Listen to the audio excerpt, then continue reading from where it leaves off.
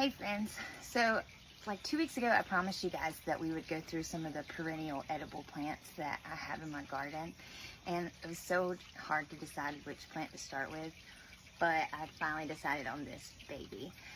So this plant that surrounds me is called Sunchoke, or Jerusalem artichoke, and it is one of our native plants, and it is part of the sunflower family.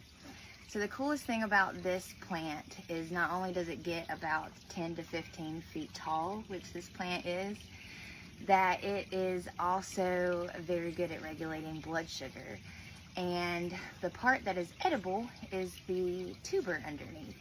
So these aren't ready to harvest yet. I wait until these die all the way back, and these are just great to have around for your pollinators. And all these plants die back to the ground, which will be like the end of fall.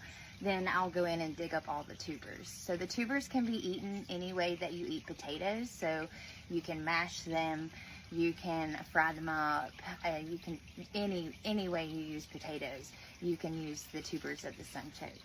Oh, and you can pickle them, which is something that I want to try this season. The only negative that I found with sunchokes is that they don't store very well.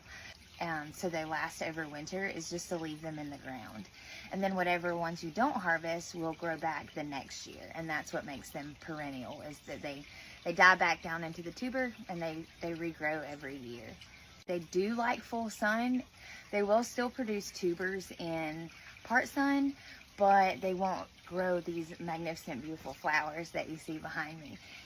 So these are in full sun. They get blasted all day long. As far as pest goes, I don't really have any issues with anything getting the tuber part. I will get some spittle bugs, and I think there was a few aphids on it last year. The Japanese beetles leave it alone. Nothing really fully destroys it, so I just leave it alone and let the bugs do their thing on this plant. And the bees and the butterflies absolutely love it. And I've even seen hummingbirds check this out. So yeah, this is one of the best starter permaculture perennial plants to have in your garden. The only thing to really worry about is that it is a spreader, and it spreads by those tubers and by those rhizomes.